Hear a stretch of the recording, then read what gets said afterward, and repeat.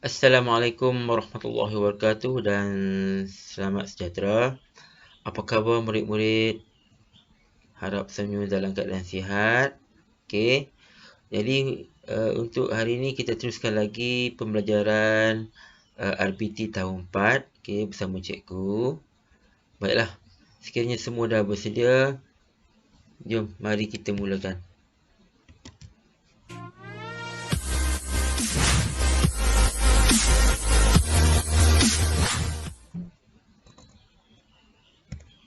Okey. Kita masih lagi dalam unit 1 dan hari ini merupakan subtopik yang terakhir lah. Okey. Dalam keselamatan bengkel, iaitu mengaplikasikan amalan keselamatan.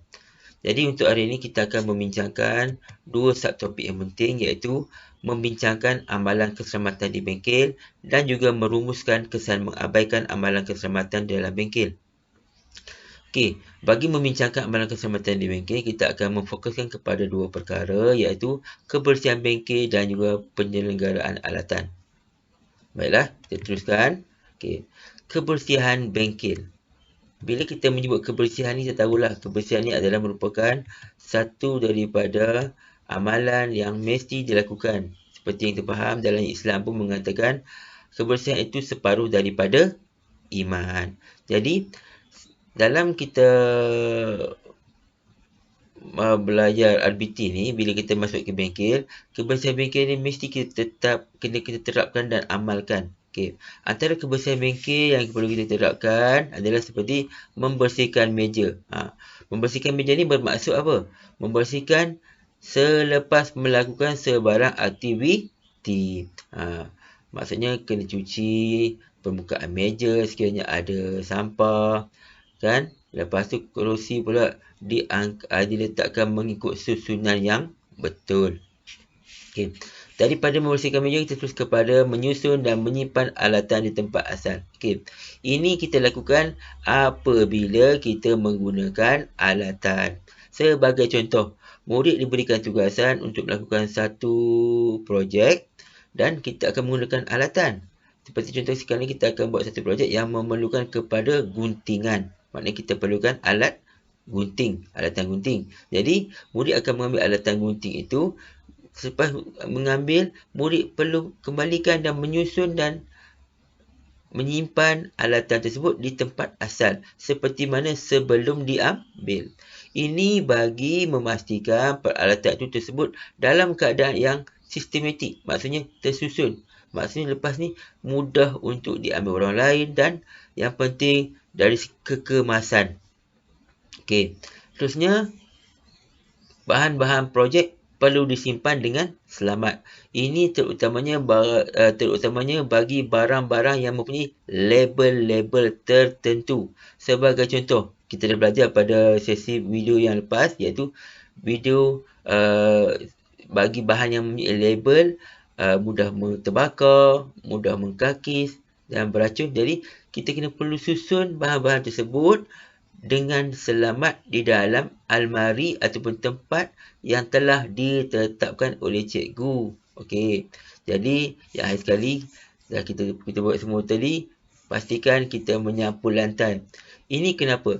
Apabila kita membersihkan meja, sebagai contoh, murid-murid buat kerja tangan ataupun membuat nota di meja lah, biasanya akan jatuh ataupun sampah-sampah pemadam tu akan jatuh ke bawah. Jadi, benda tu kita terpaksa sapu lantai. Okey.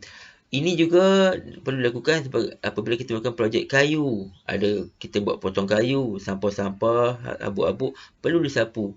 Sebab ini untuk memastikan keadaan lantai dalam keadaan bersih dan yang penting keadaan lantai dalam keadaan selamat.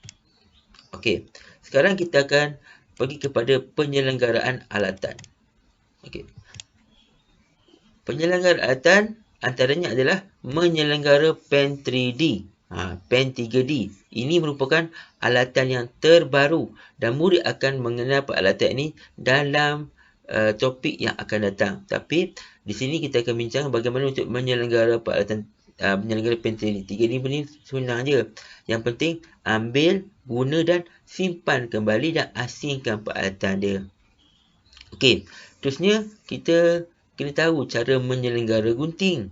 Gunting ni tak bolehlah kita ambil guna-guna lepas tu terus simpan macam tu saja. Tak, kita perlu selenggara dia untuk memastikan gunting ni boleh digunakan dengan selamat, dengan baik dan yang penting tahan lama untuk kegunaan masa akan datang. Jadi tak berkarat lah kan. Okey. Dan kenapa pisau pula? Kita perlu belajar untuk menyelenggara pisau. Kerana pisau ni kita akan gunakan. Dan ada satu topik yang menarik untuk anak-anak murid dalam RB tahun 4 ni. Nanti kita akan belajar menggunakan pisau di dalam topik reka bentuk makanan. Tapi lambat lagi Tapi kita kena tahulah peralatan ni mesti diselenggara supaya dalam keadaan bersih dan selamat. Okey. Contoh penyelenggaraan. Sini cikgu beri satu contoh lah. Kita tengok pada gunting. Gunting. Lepas kita gunakan gunting, kita kena buat apa? Bersihkan kotoran dengan reja. Reja ni maksudnya kain lah, kain-kain lebihan. Okey. Kalau tak ada, kita boleh gunakan apa? Tisu. Kita boleh gunakan kapas terpulang. Tapi seeloknya kita pakailah benda-benda yang bersih dan tidak basah. Okey. Lepas tu ataupun boleh gunakan berus. Okey. Jadi untuk memastikan gunting ni tahan lama, kita boleh buat apa? Titiskan minyak. Bukan minyak masak kita gunakan sama ada grease ataupun minyak pelincir. Okey. Sekarang kita cuba belajar atau berbincang bagaimana untuk merumuskan kesan apabila kita mengabaikan amalan keselamatan yang kita telah belajar pada sesi ini dan juga sesi yang lepas. Okey. Sebagai contoh, kita tengok satu contoh. Sekarang ni di sini cikgu senaraikan beberapa punca lah. Okey. Katakan sekarang ni, murid masuk ke bengkel tanpa kebenaran guru. Murid ialah terlalu excited ataupun terlalu gairah nak masuk ke bengkel. Jadi dia pun kelang kabut lah. Pergi ke bengkel. Ketua kelas baru pergi panggil cikgu. Tapi ada murid masuk ke bengkel tanpa kebenaran ni. Salah ke tak? Ya, memang salah lah. Tapi ialah semua dalam keadaan keterujaan, dalam keadaan keseronokan nak masuk bengkel. Sebab bengkel ni tempat yang seronok untuk bekerja. Murid melakukan aktiviti. Tapi ingat, keselamatan jangan diabaikan. Okey. Jadi, apakah kesan apabila murid masuk ke bengkel tanpa kebenaran guru? Antara kesan berlaku ialah boleh berlaku kecederaan atau kehilangan barang semasa ketiadaan guru. Ialah masuk tergopoh-gopoh, tersadung meja, tersadung kursi, jatuh kat situ. Jadi, boleh mendatangkan kecederaan. Bertolak-tolak, terkena buci meja, boleh dapat kecederaan. Dan yang paling risau bila masuk seorang-seorang tanpa kebenaran, tiba-tiba ada barang hilang. Itu pun dah satu masalah. Dan mungkin murid boleh dituduh mencuri, kehilangan barang tu. Jadi ini adalah perkara yang salah. Jadi tolong, kalau masuk ke bengkel, jangan lupa dapatkan kebenaran guru. Dan pastikan ada guru masuk bersama dengan murid. Okey. Terusnya, kalau tak bawa beg, kalau bawa beg masuk ke dalam bengkel, apakah kesannya? Kesannya, ruang kerja akan menjadi sempit dan menghalang laluan. Yalah, murid-murid kan beg besar-besar. Bila bawa masuk dalam bengkel, letak tepi meja, kita nak buat projek, kita nak buat projek reka bentuk. Bila buat projek, kita akan bergerak ke sana ke sini, mengambil peralatan, mengambil alat tulis. Jadi, bila kita bawa masuk beg ke dalam bengkel, letakkan di meja, dia akan menghalang laluan rakan-rakan dan laluan kita sendiri. Dan bila laluan ini terhalang, dia akan menjadi sempit. Okey, jadi bengkel yang luas macam mana pun akan sempit. Dan beg ni pun tak perlu masuk sebab dalam beg kita hanya terdapat buku teks yang melibatkan mata pelajaran lain. Okey. So, kita tengok dari segi bagaimana, apa yang kesan terjadi apabila murid tidak membuka pintu dan tingkap bengkel. Ni dah masuk dah kan. Lepas tu terlupa pula buka tingkap dengan bengkel. Buka tingkap dan buka tingkap lah, buka pintu dan masuk terus tutup kan. Okay. Bila tidak membuka pintu dan tingkap bengkel, tiada pengudaran yang baik dan pencahayaan cukup.